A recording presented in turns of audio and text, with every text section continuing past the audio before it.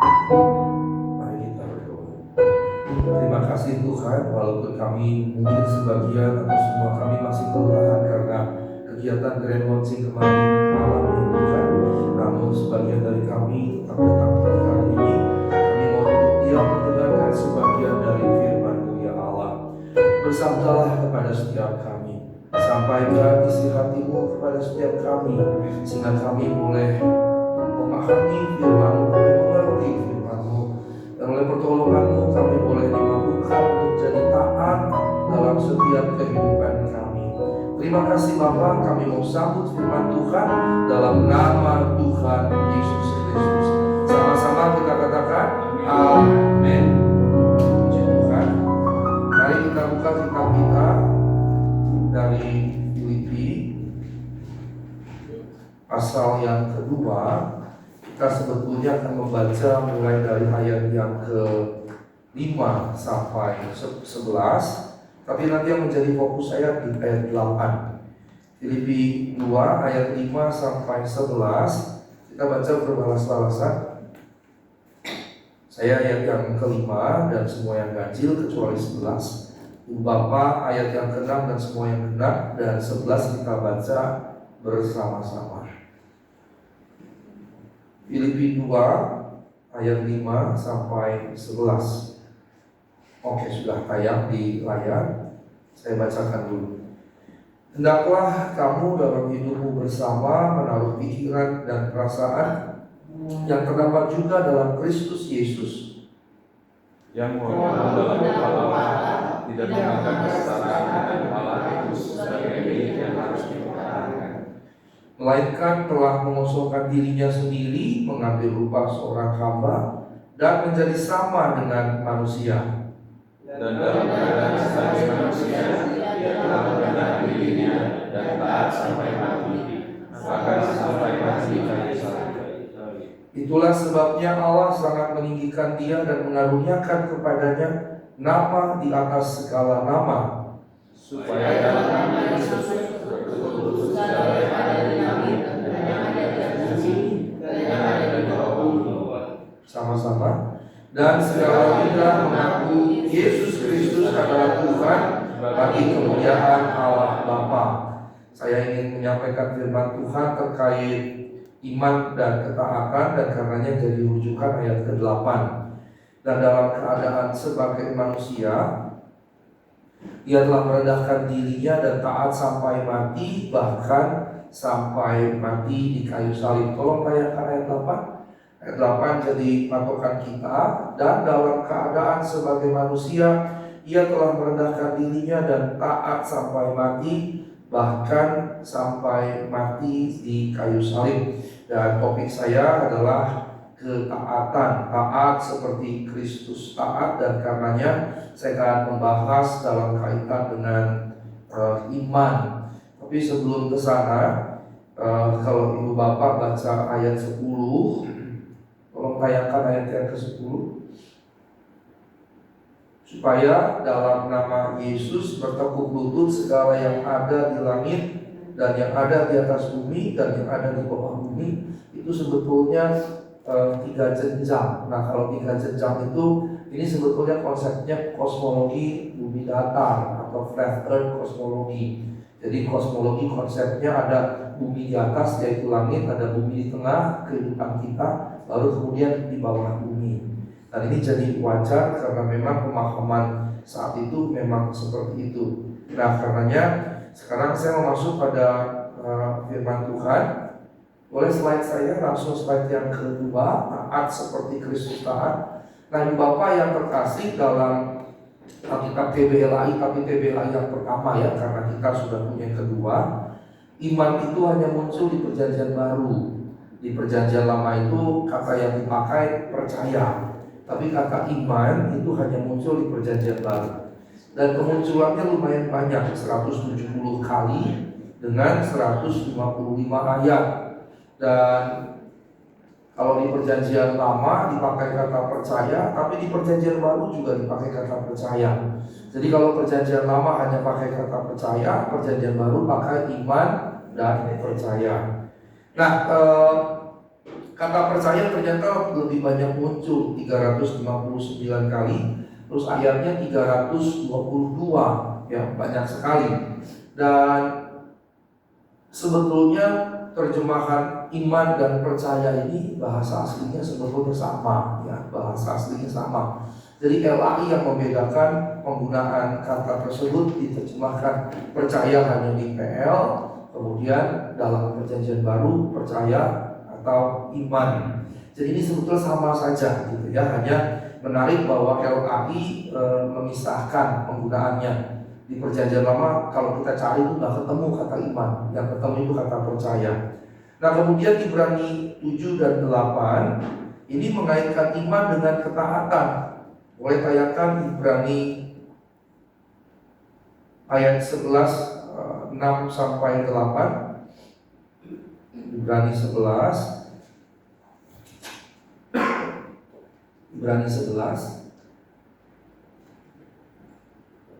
ayat 6 sampai 8. Baik, mari kita perhatikan, sudah ditayangkan di atas. Ibrani 11 ayat 6 sampai 8 berkata begini. Tetapi tanpa iman tidak mungkin orang berkenan kepada Allah. Nah, ini berarti kalau kita mau berkenan kepada Allah, kita harus memberdayakan iman, ya iman. Harus memiliki iman. Sebab barang siapa berpaling kepada Allah, jadi kalau kita datang kepada Allah, kita harus percaya bahwa Allah ada dan bahwa Allah memberi upah kepada orang yang sungguh-sungguh mencari Dia. Dan ini janji sebetulnya. Yang pertama bahwa kalau kita datang kepada Allah, kita harus percaya Allah ada.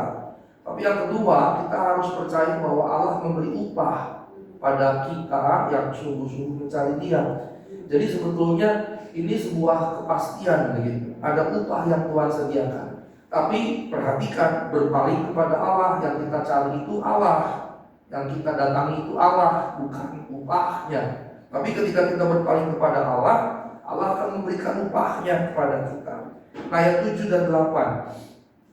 Karena iman, maka Nuh dengan petunjuk Allah tentang sesuatu yang belum kelihatan, dengan taat mempersiapkan bahtera untuk menyelamatkan keluarganya, dan karena iman itu ia menghukum dunia. Dan ia ditentukan untuk menerima kebenaran sesuai dengan imannya. Ayat 8. Karena iman Abraham taat ketika ia dipanggil untuk berangkat ke negeri yang akan diterimanya menjadi milik pusakanya. Lalu ia berangkat dengan tidak mengetahui tempat yang ia tuju. Nah, Ibu Bapak yang terkasih, ini jadi patokan kita karena di sini diberikan penjelasan ayat 1 iman itu apa, ya bukti dari segala sesuatu yang tidak kelihatan, dari segala sesuatu yang kita percaya, begitu ya. Nah kemudian dijelaskan dengan contoh Abraham dan Nuh, gitu ya. Boleh kembali ke slide saya. Nah dalam perjanjian lama, slide berikutnya. Dalam perjanjian lama, taat dalam perjanjian lama terjemahan baru itu munculnya cuma 10 kali. Dan biasanya bicara tentang ketaatan manusia kepada sesamanya, misalnya kepada raja atau penguasa, gubernur, dan seterusnya. Atau juga ketaatan kepada hukum, pada Taurat, ketaatan pada Taurat, pada hukum. Ya, namun kemudian ada 2 ayat yang bicara dalam 10 bagian itu. Ada 2 ayat yang bicara tentang hati yang taat. Yeskiel 11-19, Yeskiel 36 ayat 26. Tapi yang menarik adalah bahwa dalam teks aslinya nggak ada kata taat. Ya, jadi itu rupanya interpretasi dari LAI waktu menerjemahkannya. Nah, slide berikutnya, dalam bahasa Ibrani kata taat itu syamah, ya. Yang diterjemahkan taat itu adalah syamah. Nah, syamah itu artinya mendengar dengan penuh perhatian, bahkan melibatkan pengertian. Dan kemudian terjemahan untuk bahasa Yunani-nya juga sama. Aku itu sama dengan syamah, mendengar, tapi bukan sekedar masuk kanan keluar kiri. Masuk kanan keluar kiri, nggak lama lupa kan. Apalagi kalau nggak masuk itu, tektok, blok balik itu. Berarti kan disimak juga enggak gitu ya. Nah, kata taat ini berarti mendengar dengan penuh perhatian, bahkan melibatkan pengertian. Artinya sama dalam bahasa Ibrani syamah maupun dalam bahasa Ibrani akwo. Sehingga ini sebetulnya dalam dua teks ini, dua ayat ini mau menunjukkan pertama-tama seorang menjadi taat itu harus mendengar dulu, mendengar dengan penuh perhatian. Makanya kalau Bapak memperhatikan setiap kali saya doa pada memasuki firman, pasti saya berdoa 3 hal itu, supaya jemaat memberikan perhatian sungguh-sungguh, supaya jemaat mengerti firman dan melakukan firman. Itu selalu jadi doa saya di gereja manapun ketika saya memasuk firman. Menyimak sungguh-sungguh, kemudian berusaha mengerti yang disimak, yang berikutnya melakukan yang dimengerti. Jadi ini kayak tripartit 3 tahap. Pertama, saya harus dengar dulu dengan penuh perhatian. Kalau saya tidak dengar dengan penuh perhatian, saya sudah gagal di tahap pertama. Jadi tidak mungkin kita sebagai orang percaya taat kalau mendengar saja tidak penuh perhatian, begitu. Ya, kalau mendengarnya tidak penuh perhatian. Gereja kita belum banyak orang, bahkan event kemarin pun saya masih bisa memperhatikan semua yang hadir. Tapi kalau seandainya gereja kita membesar, jumlah jemaat ratusan, maka sebagai pengkhotbah saya nggak akan lagi bisa mengamati satu persatu. Di beberapa gereja besar kalau saya layani gitu, pasti ada aja orang yang gitu, atau sibuk dengan HP-nya gitu. Bisa saja bikin alasan, Pak saya baca Alkitab gitu, tapi siapa yang tahu kan baca Alkitab atau enggak, kan gitu ya. Siapa yang tahu baca Alkitab atau enggak, kan nggak tahu gitu. Nah, saya memperhatikan kalau saya khotbah di gereja-gereja yang relatif besar, kalau di atas ratusan gitu, pasti ada saja yang tidak menyimak apa yang disampaikan. Apalagi kalau kultur gerejanya, pengkhotbahnya itu senang bercanda begitu, sehingga kemudian yang diundang pendeta yang bercanda, begitu berkhotbah pendeta seperti saya yang serius, maka membosankan bagi yang biasanya bercanda begitu. Dan kemudiannya ketika dengar yang serius, ya bisa ngantuk lah, bisa cari kegiatan yang lain, bisa melakukan berbagai macam hal yang lain begitu ya. Nah, sebetulnya itu menunjukkan di tahap pertama saja sudah gagal. Di tahap pertama saja sudah gagal. Jadi bagaimana kita bisa berharap bahwa kita akan taat, ya? Bagaimana kita berharap kita bisa taat di sini kalau langkah pertama mendengar dengan penuh perhatian saja kita gagal. Jadi kalau kita tidak mendengar dengan penuh perhatian, kita pasti tidak taat. Kalau kita tidak mendengarkan firman Tuhan dengan penuh perhatian secara rutin, kita pasti tidak taat. Nah, tahap yang pertama mendengarkan dengan penuh perhatian. Tahap yang kedua mengerti apa yang didengar. Mengerti apa yang didengar. Memang ada bapak gereja yang berkata begini, iman mencari pengertian, faith seeks understanding.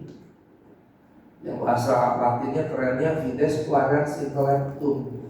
Faith seeks understanding. Artinya begini, tadi kan berpaling kepada Tuhan, percaya kepada Tuhan, dan Tuhan akan memberi upah. Maka kalau kita datang berpaling kepada Tuhan, kita beriman, mungkin di tahap awal kita bisa nggak paham, mungkin saja waktu kita percaya pada Tuhan, kita nggak mengerti. Mungkin misalnya kita nggak mengerti apa sih Tritunggal, apa sih Kristologi itu, Tuhan 100% Allah, 100% manusia, atau yang lebih tepat sepenuhnya Allah, sepenuhnya manusia. Gimana ya dua ini bisa berjalan bersama-sama gitu. Atau khotbah saya Sabtu kemarin yang saya katakan bahwa sejak dia lahir jadi manusia, sepenuhnya jadi manusia, di surga pun dia jadi manusia. Sebagian orang sulit untuk memahami itu. Banyak orang Kristen, termasuk yang evangelical misalnya, percayanya kalau Kristus sudah naik ke surga berhenti jadi manusia. Padahal itu di awal-awal abad itu sudah dinyatakan tidak pemahaman itu, gitu ya. Tapi mungkin bagi sebagian sulit.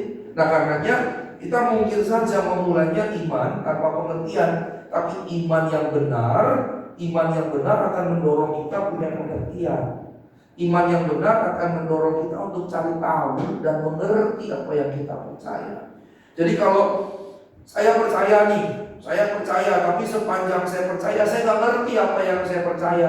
Wah, itu bukan iman, berarti bukan iman yang sejati. Karena iman yang sejati dalam sini akan mendorong saya untuk cari tahu apa yang saya percaya dan mengerti apa yang saya percaya. Saya lupa, tapi beberapa tahun yang lalu saya pernah didatangi seorang bapak di gereja lain, saya pelayanan begitu, mungkin webinar, seminar maaf, mungkin seminar bukan ibadah minggu. Terus saya ditanya gini, Pastor boleh nggak saya tanya satu ayat ini? Kenapa Pak? Saya nggak ngerti ayat ini, 20 tahun saya bingung artinya ayat ini. Wah, saya bilang, Pak, lama banget 20 tahun nggak ngerti ayat. Selama ini ngapain Pak? Masa nggak berupaya untuk mengerti ayat, satu ayat aja 20 tahun nggak ngerti. Kita gimana seluruh Alkitab? Bayangkan, yang banyak informasi yang membingungkan kan? Banyak informasi yang membingungkan. Misalnya Allah menciptakan matahari di hari keempat, tapi kenapa tumbuh-tumbuhan diciptakan di hari ketiga? Wah, bayangin, ya udah terima aja begitu, kan kacau gitu. Kita harus mengerti kenapa penceritaan itu terjadi seperti itu. Nah, saya katakan sama bapak itu, terus saya jelaskan, oh itu ternyata maksudnya 20 tahun saya nggak mengerti. Saya bilang, Pak, kali lain kalau ada yang bapak nggak ngerti, langsung tanya Pak, langsung tanya supaya kita mengerti. Nah, di Logos juga begitu. Kalau bapak ada yang tidak mengerti, tanyakan langsung, jangan nunggu lama-lama. Ingat, iman yang sejati akan mendorong kita mengerti apa yang kita imani. Tahap awalnya mungkin kita nggak mengerti, tapi kita nggak boleh berhenti di situ. Tahap awalnya nggak masalah nggak mengerti, tapi selanjutnya harus berusaha untuk mengerti. Dan mengerti yang dimaksud di sini betul-betul paham dalam kelengkapannya, dalam keseluruhannya, begitu. Dan karenanya ini proses yang kontinu. Nah, setelah dia percaya, kemudian dia mengerti apa yang dia percaya, ya, mendengar, mengerti apa yang didengar, setelah itu melakukan apa yang dia dengar dan dia mengerti, begitu. Dan karenanya ini sebetulnya bicara pertumbuhan yang konstan, gitu, pertumbuhan yang konstan. Slide berikutnya ada dua bagian yang sangat menarik. Slide berikutnya. Ada dua bagian yang sangat menarik yang perlu dibahas. Pertama, Ibrani 11 ayat 7 sampai 8. Nah, iman di sini direlasikan dengan ketaatan. Sehingga dengan kata lain, menurut perikop ini orang yang beriman pasti taat. Ayat yang ke-7 tidak usah ditampilkan. Karena iman maka Nuh dengan petunjuk Allah tentang sesuatu yang belum kelihatan dengan taat. Ayat 8, karena iman Abraham taat. Sehingga Alkitab kita bukan hanya di perikop ini, tapi ini konsisten di sepanjang perjanjian lama dan perjanjian baru. Orang yang mengaku beriman haruslah taat. Tidak mungkin beriman dan tidak taat. Sehingga dengan kata lain, taat itu indikator seseorang beriman atau tidak beriman. Nah, di Ibrani pasal 11 ayat 1 digambarkan bahwa iman itu keyakinan yang tidak terlihat akan yang tidak kelihatan. Siapa yang tidak kelihatan? Tentunya bukan jin, bukan setan, bukan roh jahat, bukan, tapi Allah dan firman-Nya. Nah, Ibrani 11 itu mendaftarkan tokoh-tokoh dalam Alkitab, di mana digambarkan karena iman maka semua tokoh dalam Alkitab itu melakukan yang mereka telah lakukan. Termasuk misalnya ketika kita merencanakan pindah dan kemudian Tuhan berkati, ini sebetulnya bagian dari iman. Bagian dari iman dan kita melangkah dengan taat. Dan kemudian dalam proses seperti kesaksian baik dari Pak Hari maupun dari saya, kita kemudian berusaha mencari kehendak Tuhan, dan ketika kita menemukannya, kita melakukannya dengan ketaatan. Jadi dengan kata lain, iman itu mensyaratkan taat. Dan taat itu sangat luas sebetulnya. Ada yang sifatnya formal baku pada perkataan firman Allah, ada yang sifatnya non formal dan subjektif pada kehidupan kita sehari-hari yang beda-beda satu dengan yang lain. Termasuk kita pindah di sini ini kan non formal. Ya, kita kan tidak ada hitam putih tertulis, tapi kita berusaha mencari tahu kehendak Allah, dan ketika kita mendapatkannya, kita beriman, kita taat melakukannya. Nah, karenanya kita akan lihat satu persatu. Ayat 7 itu berbicara tentang ketaatan Nuh membuat bahtera Nuh.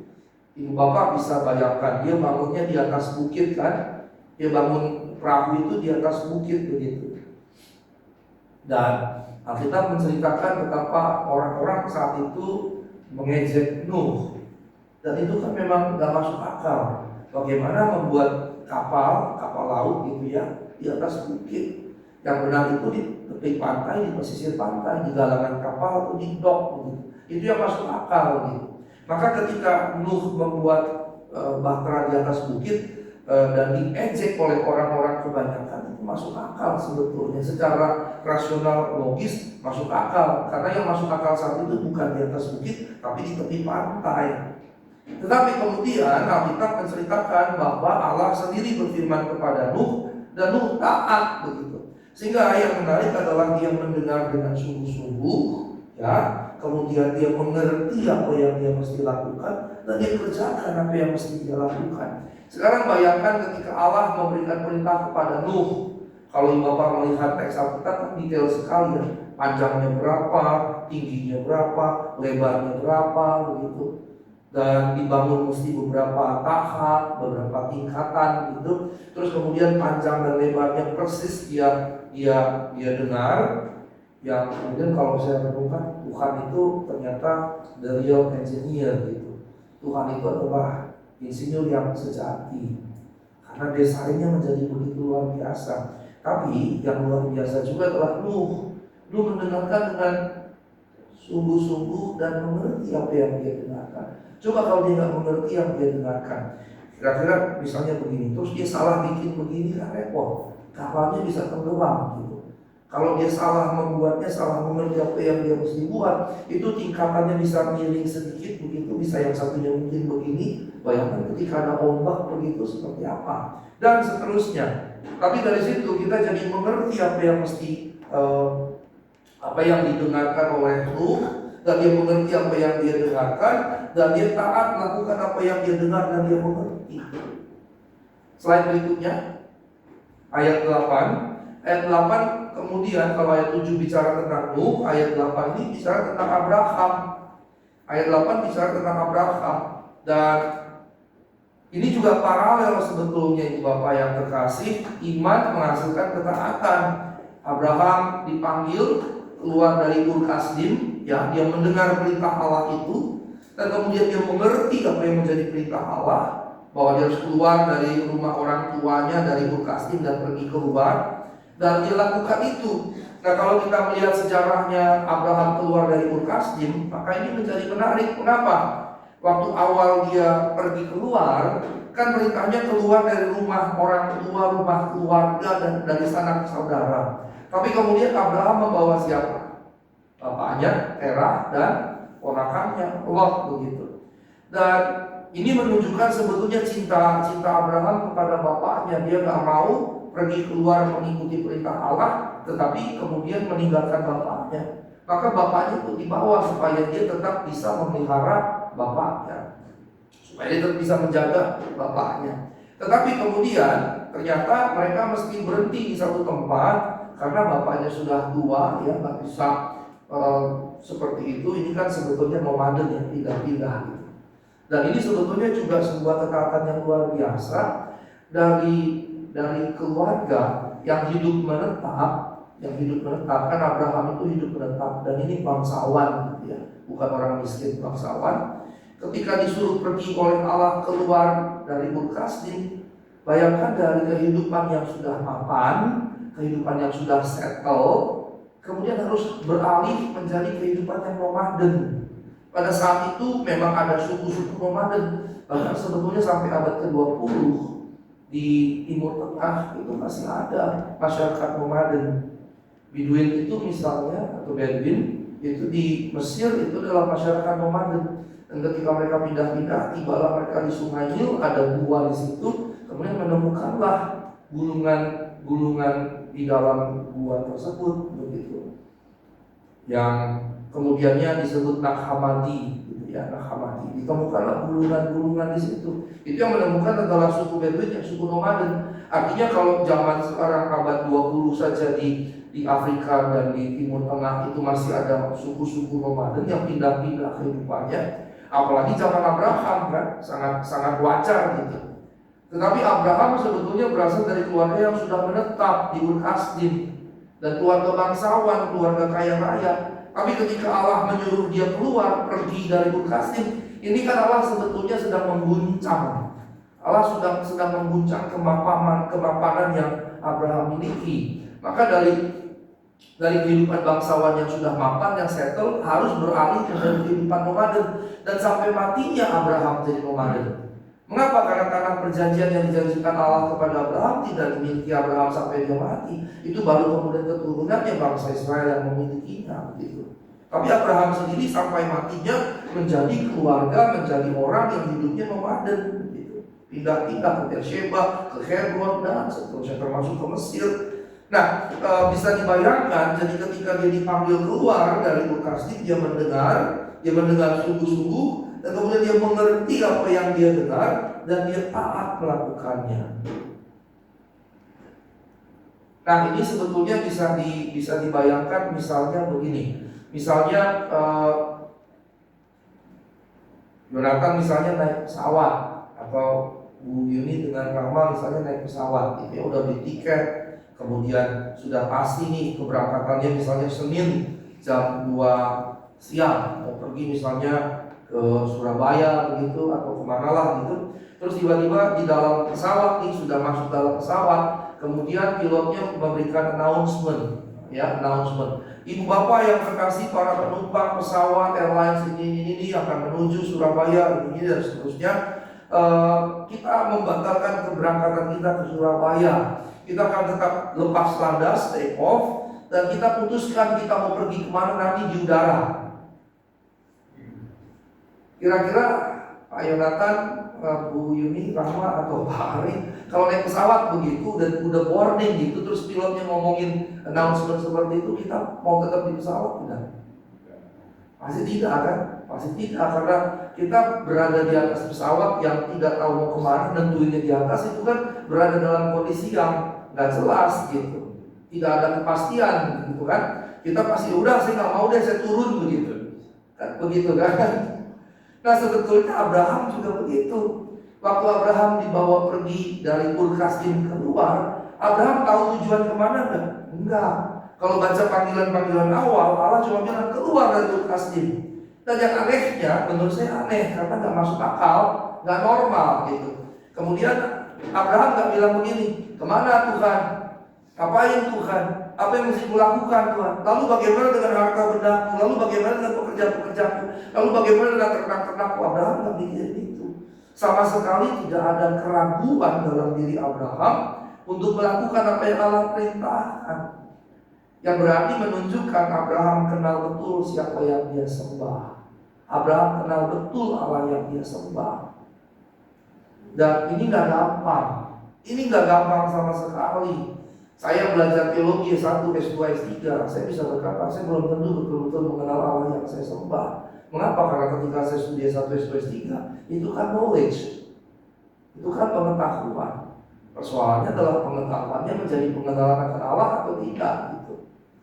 Apakah pengetahuan saya tentang Allah yang saya pelajari dalam bangku-bangku perkuliahan S1, S2, S3 membentuk saya jadi mengenal Allah yang saya sembah, atau tetap sekedar pengetahuan? Saya cukup sering, ibu bapak yang terkasih ya, saya cukup sering itu tiba pada ngapain sih saya melakukan ini semua? Cukup sering, ngapain saya belajar teologi? Ngapain sih saya ngajarin seperti ini? Ngapain sih saya ngajar teologi? Ngapain sih saya ngajarin S1? Kemarin mahasiswa perwalian saya datang, ngapain sih saya mengerjakan ini? Saya jadi pembimbing akademik mereka, dan kemudian saya punya bimbingan juga S2. Bimbingan S2 saya sedikit, cuma 3 orang. Tapi bimbingan S3 saya malah banyak sekali. Mahasiswa yang S3 yang saya bimbing itu 16 orang. Bayangkan lelahnya membimbing mahasiswa doktoral gitu, karena harus memeras kepala betul-betul. Nah, di situ kadang-kadang saya berpikir gini, untuk apa sih saya melakukan ini semua? Dan celakalah saya kalau saya kuliah dan mengajar itu cuma sekedar pengetahuan di kepala. Nah, Bapak lebih celaka lagi kalau Bapak kemudian datang ke gereja cuma sekedar jadi pengetahuan di kepala gitu. Nah, karenanya baik Nuh maupun Abraham Nuh yang disuruh bikin kapal sedetail itu dan dia tidak merasa kayaknya ada yang salah nih. Kok Tuhan suruh saya bikin di atas bukit? Kayaknya ngaco nih, kayaknya halusinasi deh. Biasanya di konteks modern kita itu mengaitkan yang seperti itu dengan halusinasi. Ini kayaknya halusinasi. Tapi Nuh dan Abraham mengenal betul siapa yang dia sembah. Karenanya ketika Abraham diperintahkan keluar dari Ur Kasdim, Nuh diperintahkan untuk membangun kapal, sedikit pun tidak ada keraguan dalam diri mereka. Sedikit pun tidak ada. Sedikit pun tidak ada keraguan dalam apa yang mereka dengarkan. Abraham memberikan perhatian penuh dengan perintah yang diberikan, memahami apa yang diperintahkan, dan berdampak dia melakukannya. Nah, slide berikutnya.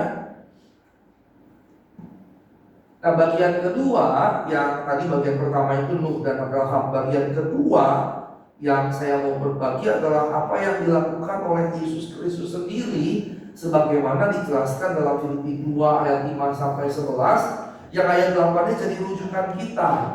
Taat, bahkan taat sampai mati. Nah, kalau Ibu Bapak perhatikan teks kita itu sebetulnya ketaatan yang ditunjukkan dalam Filipi 2 ayat 5 sampai 11 itu adalah ketaatannya sebagai manusia. Sebagai manusia. Ya, sebagai manusia. Karenanya kalimat-kalimat itu misalnya dimuliakan segala macam harus dipahami bahwa konteksnya Yesus sebagai manusia.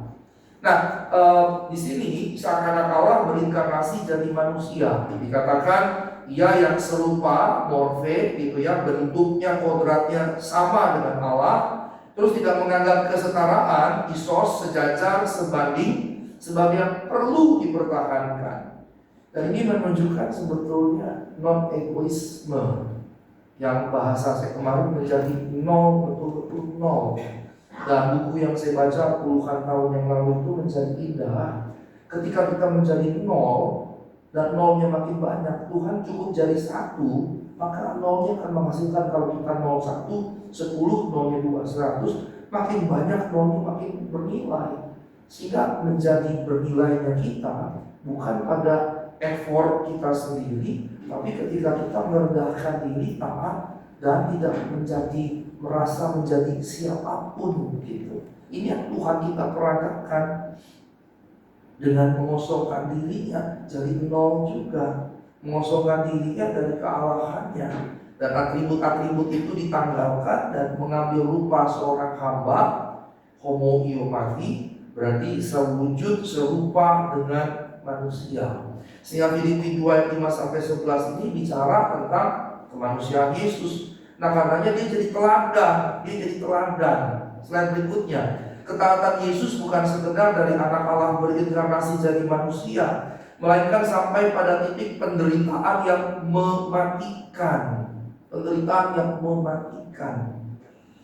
Nah, karena kisah ini dikisahkan di Filipi 2:5 sampai 11, Yesus sebagai manusia, maka ini jadi kayak role model, contoh teladan. Kalau Yesus melakukan itu, maka dia harus jadi contoh kita.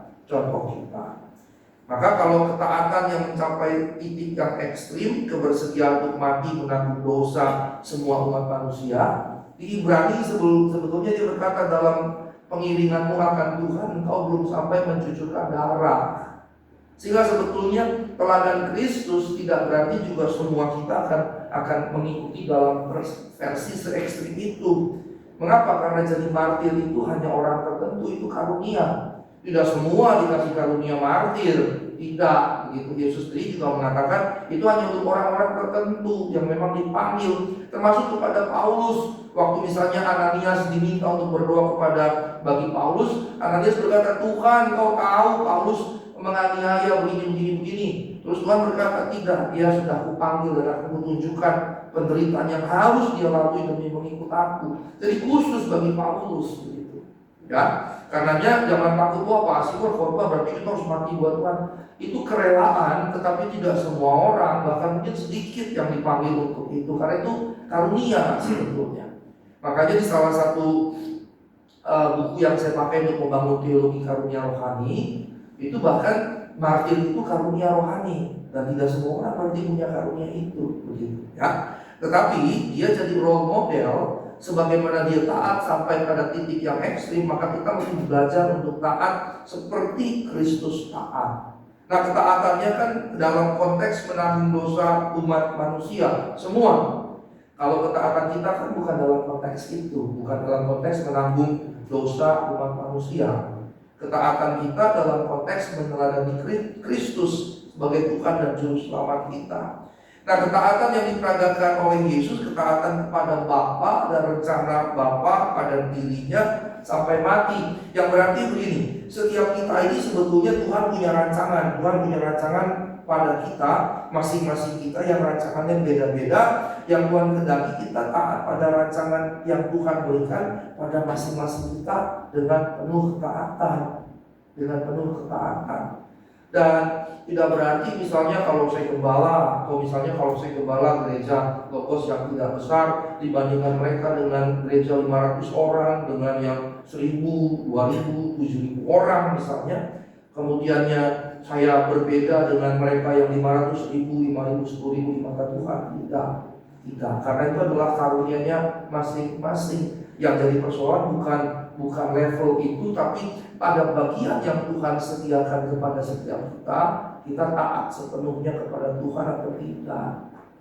Makanya jangan ingini sesuatu yang melampaui apa yang sementara Tuhan sediakan, tetapi setialah dengan apa yang Tuhan percayakan apapun, begitu. Jangan karena misalnya contoh saja, saya gembala Pak Yonatan PL misalnya, terus saya gue pengen jadi gembala, gue envy dengan Pak Asigor dan seterusnya. Maka tidak perlu seperti itu, tapi setialah, betul-betul taatlah dengan apa yang Tuhan percayakan.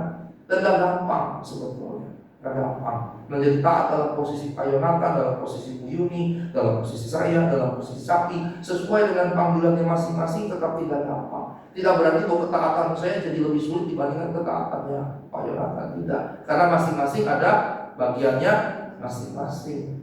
Tapi karenanya taatlah sesuai dengan bagian kita masing-masing. Nah, penutup, ayo Bapak yang terkasih, sebagai orang percaya, ya, sebagai orang percaya, iman Kristiani tentulah menghasilkan ketaatan. Dan ketaatan jadi indikator apakah iman kita sejati atau tidak. Iman yang sejati menghasilkan ketaatan. Ketaatan yang seperti apa?